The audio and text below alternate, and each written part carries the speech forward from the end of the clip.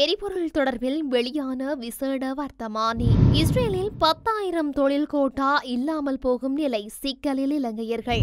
எவருக்கும் சிறப்பு சலுகைகள் இல்லை. சிறை தண்டனை விதிக்கப்பட்டவர்கள் வைத்தியசாலையில் இருக்க முடியாது. பிரதி அமைச்சர் திட்டவட்டம். மருந்துகளை பரிசோதிக்க பல ஆய்வகங்கள். அனுர அரசின் அடுத்த திட்டம். ரோஹிங்கிய அகதிகள் விவகாரம். சிவில் செயல்பாட்டாளர் ஒருவர் சிஐடிக்கு அழைப்பு. இலங்கைக்கு இறக்குமதி செய்யப்படவுள்ள 50,000 வாகனங்கள். வடக்கில் 3 பொருளாதார மத்திய நிலையங்கள் விரைவில். இளம்குமரன் எம்பி. தற்போது நடைமுறைப்படுத்தப்பட்டுள்ள எரிபொருள் வரிகள் தொடர்பில் விசேட வர்த்தமானி அறிவித்தல் வெளியாகியுள்ளது. நிதி அமைச்சர் என்ற வகையில் ஜனாதிபதி அனுரகுமார திசாநாயக்கவினால் இது தொடர்பான வர்த்தமானி அறிவிப்பு வெளியிடப்பட்டுள்ளது. அந்த வகையில் எரிபொருள் வரியை திருத்தாது அதே நிலையில் பேணுவதற்கு அரசாங்கம் தீர்மானித்துள்ளது.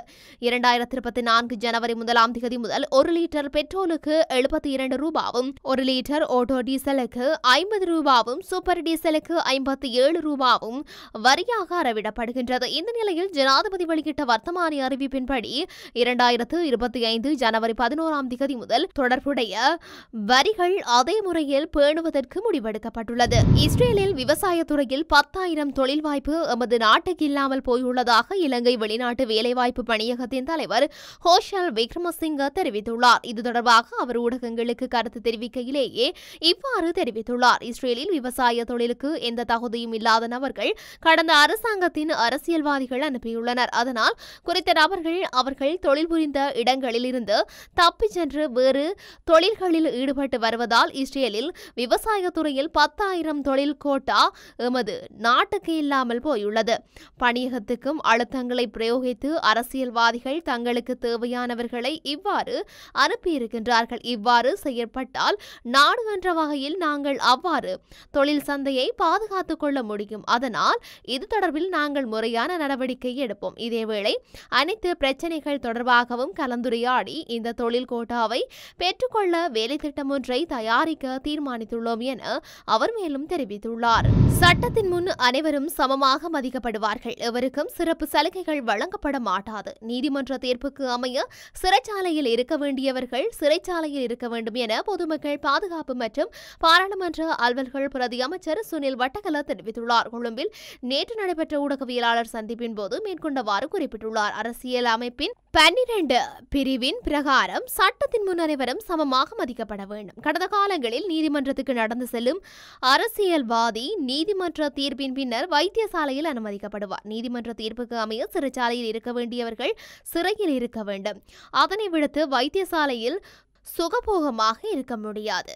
சிறை தண்டனை விதிக்கப்பட்ட நபர் அரசியல் அனுசரணையுடன் வைத்தியசாலையில் இருப்பதாக குறிப்பிடப்பட்டது. எவருக்கும் சிறப்பு சலுகைகள் வழங்கப்பட மாட்டாது. ஒரு சில கைதிகள் பல மாத காலமாக வைத்தியசாலையில் இருப்பது தொடர்பில் முறையான விசாரணைகள் முன்னெடுக்கப்படும். மேலும் ஒரு தரப்பினர் தங்களின் அரசியல் லாபத்துக்காக கிளீன் ஸ்ரீலங்கா திட்டத்துக்கு எதிரான கருத்துக்களை முன்வைக்கின்றார்கள். நாடு என்ற ரீதியில் முன்னேற்றமடைய வேண்டுமாயின் அனைவரும் அதற்கு ஒத்துழைப்பு வழங்க வேண்டும். மக்களும் பாராளுமன்றத்தை தூய்மைப்படுத்தி எமக்கு பெரும்பான்மை பலத்தை வழங்கியுள்ளார்கள். ஆகவே மக்கள் வழங்கியுள்ள ஆணைக்கு அமைவாகவே செயல்படுவோம் என தெரிவித்துள்ளார். எதிர்காலத்தில் மருந்துகளை பரிசோதிக்க பல ஆய்வகங்களை நிர்மாணிப்பதில் அரசாங்கம் கவனம் செலுத்தி வருவதாக சுகாதார அமைச்சின் செயலாளர் வைத்தியர் அனில் ஜெயசிங்க தெரிவித்துள்ளார்.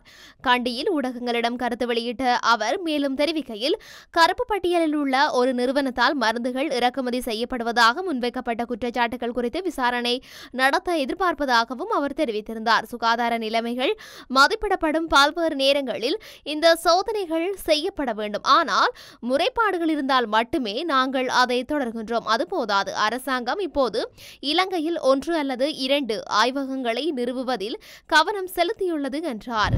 வடக்கு கிழக்கு சிவில் ஒருங்கிணைப்பு குழுவின் இணைய இணைப்பாளர் ஜான்சன் பிரிராடோவை கொழும்பில் உள்ள குற்றப்புலனாய்வு திணைக்கள தலைமை அலுவலகத்துக்கு விசாரணைக்கு வருமாறு அழைப்பு விடுக்கப்பட்டுள்ளது. குறித்த விடயம் தொடர்பில் தெரிய வருவதாவது, அண்மையில் முல்லைத்தீவு கடலில் தமக்கு அடைக்கலம் தருமாறு படகு ஒன்றினூடாக அகதிகள் பலர் வருகை தந்தனர். குறித்த படகில் வந்த சுமார் 100க்கும் அதிகமானவர்கள் விமானப்படையின் கண்காணிப்பில் தடுத்து வைக்கப்பட்டு அவர்கள் தொடர்பில் விசாரணைகள் இடம்பெற்றது. அவர்களை நாடு கடத்துவது தொடர்பில் பரிசீலிக்கப்பட்டு வந்த நிலையில் அவர்களை நாடு கடத்த வேண்டாம் என முல்லைத்தீவு மாவட்ட செயலகத்துக்கு முன்னால் வடக்கு கிழக்கு சிவில் ஒருங்கிணைப்பு குழு கவனஈர்ப்பு போராட்டம் ஒன்றை முன்னெடுத்தது. குறித்த போராட்டத்தில் பங்கு பெற்றிய வடக்கு கிழக்கு சிவில் ஒருங்கிணைப்பு குழுவின் இணைப்பாளர் யான்சன் பிரிராடோ, மியன்மாரில் பாதுகாப்பு இல்லை, தமக்கு பாதுகாப்பு தருமாறு அடைக்கலம் கோரிய ரோஹிங்கிய முஸ்லிம்களை இலங்கை அரசாங்கம் மியன்மாரிடம் ஒப்படைக்கக்கூடாது என வலியுறுத்தி இருந்தார். அவர்களை இலங்கையிலிருந்து பாதுகாப்பாக இன்னொரு நாட்டிடம் சர்வதேச மனித உரிமைகள் நிறுவனங்களின் கண்காணிப்பில் வைத்து பாதுகாக்க வேண்டும் என வலியுறுத்தி கவன ஈர்ப்பு போராட்டம் முன்னெடுக்கப்பட்டது. இந்த நிலையில் குறித்த போராட்டம் தொடர்பில் வாக்குமூலம் ஒன்றை பெறுவதற்காக கொழும்பில் உள்ள குற்றப்புலனாய்வு தலைமை அலுவலகத்திற்கு வருமாறு அழைப்பு கட்டளை அனுப்பப்பட்டுள்ளது. இலங்கைக்கு இந்த வருடத்திற்குள் 50,000 வாகனங்களை இறக்குமதி செய்ய முடியும் என வாகன இறக்குமதியாளர்கள் சங்கத்தின் தலைவர் பிரசாத் மானகே தெரிவித்துள்ளார்.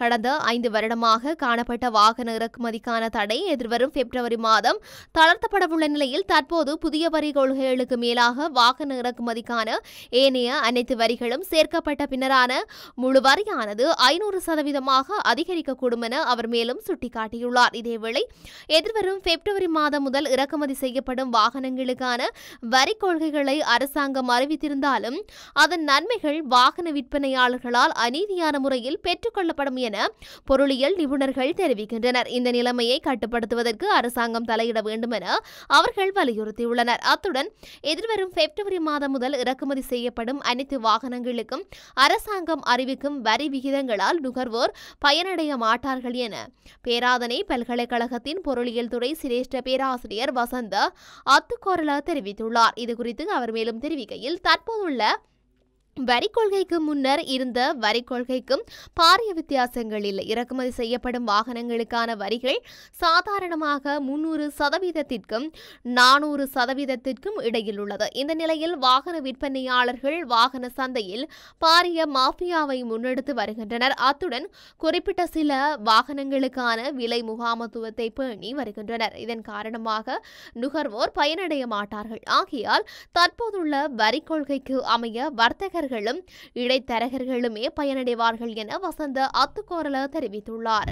எதிர்காலத்தில் வடக்கில் 3 பொருளாதார மத்திய நிலையங்களை அமைப்பதற்கு தீர்மானித்துள்ளதாக தேசிய மக்கள் சக்தியின் நாடாளுமன்ற உறுப்பினர் இளங்குமரன் தெரிவித்துள்ளார். புங்குடுதீவில் நேற்றைய தினம் இடம்பெற்ற நிகழ்வில் கலந்து கொண்டு உரையாற்றும் போதே அவர் மேற்கொண்டவாறு குறிப்பிட்டிருக்கின்றார். இது தொடர்பில் அவர் மேலும் குறிப்பிட்டுள்ளதாவது, வடக்கில் அமைக்கவுள்ள 3 பொருளாதார மத்திய நிலையங்களில் ஒரு பொருளாதார மத்திய நிலையத்தை மாங்குளத்திலும் மற்றொன்று பரந்தன் ஆனையிறவை மையப்படுத்திய இடத்திலும் அமைக்கவுள்ளோம். அத்துடன் 3வது பொருளாதார மத்திய நிலையத்தை பலாலியில் அமைக்க திட்டமிட்டுள்ளோம். கடந்த அரசாங்கத்தை விட எமது அரசாங்கத்தில் கல்விக்கு அதிக நிதி ஒதுக்கப்பட்டுள்ளது. எதிர்வரும் காலங்களில் கல்விக்கு மேலும் அதிக நிதியை ஒதுக்கி கல்வித்துறையை மேம்படுத்துவோம். நாட்டை விட்டு செல்வோர் எண்ணிக்கை அதிகரித்து காணப்படுகின்றது. நாங்கள் நமது நாட்டினுள்ளேயே தொழில்துறைகளை உருவாக்கும் போது மாணவர்களும் இங்கே கல்வி கற்கக்கூடிய சூழ்நிலை ஏற்படும்.